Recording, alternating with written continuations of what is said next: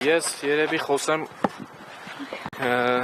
քրեական գործի նյութերից, որոնք ներկայացվել են դատարան, ինչպես արդեն գործընկերս տեղեկացրեց, 135 հատորից բաղկացած քրեական գործ է ներկայացվել։ Առերևույթ սա կարող է թվալ, թե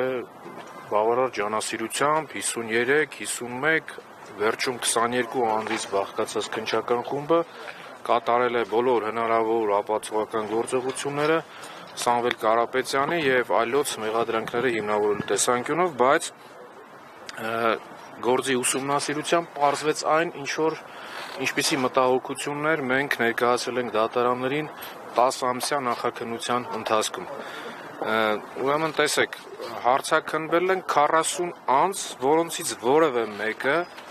Սամվել Կարապետյանին վերագրվող արարքների առնչության վերաբերյալ որևէ փաստական տվյալ չի տվել։ Կատարվել են 81 զննության արձանագրություններ, բացառապես փաստաթղթեր են զնվել, այդ փաստաթղթերից որևիցե մեկում Սամվել Կարապետյանի անունը չի հիշատակվում։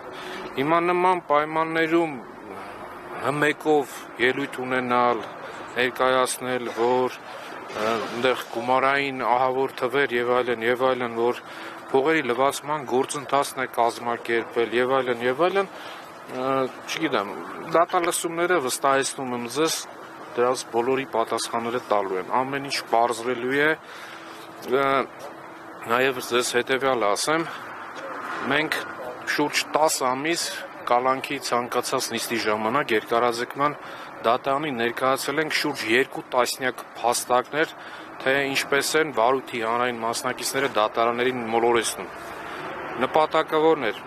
Ընդհանուր գործի նյութերի ուսումնասիրության արդյունքները վկայում են մեկ փաստի մասին, որպես փորձառու իրավաբան եմ ձեզ ասում, եթե որպես կանոն խափամիջոցը կիրառվում է կալանքը, օրինակ, կիրառվում է վարույթի ընթացքում անձի պատշաճ վարքագիծը ապահովելու նպատակով, այս գործի նյութերի ուսումնասիրությունը վկայում է հակառակի մասին։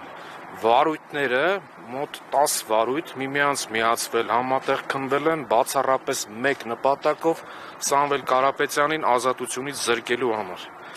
Հիմա իհարկե տնային կալանքի տակ է մեր վստահորդը, բայց իր ներազդեցության եւ ինտենսիվության աստիճանով այն որևէ կերպ գրեթե չի զիջում բանտային կալանքին։ Երևի այսքանը, ես վստահեցնում եմ, հիմա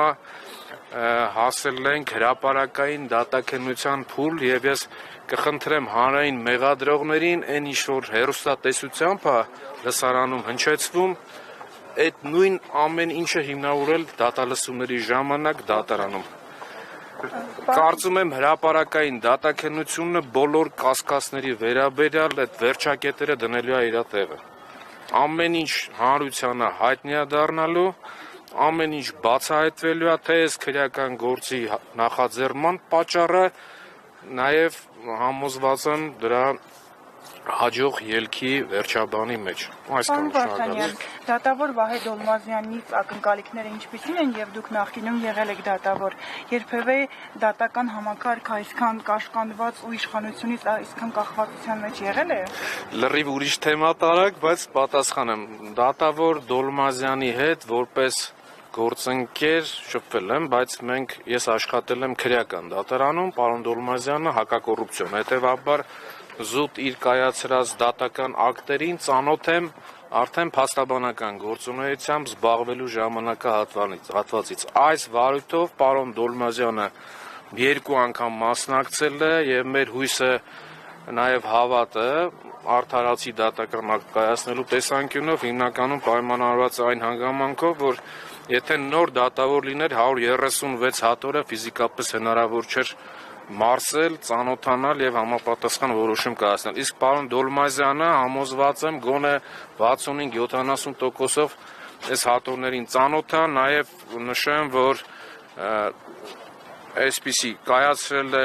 բավարար չափով պատճառաբանված դատական ակտ, եթե չեմ սխալվում, մեկ անգամ կալանքը 1 ամսով է երկարաձգվել, բայց երկրորդը երևի որոշակի համարձակություն դրսևորելով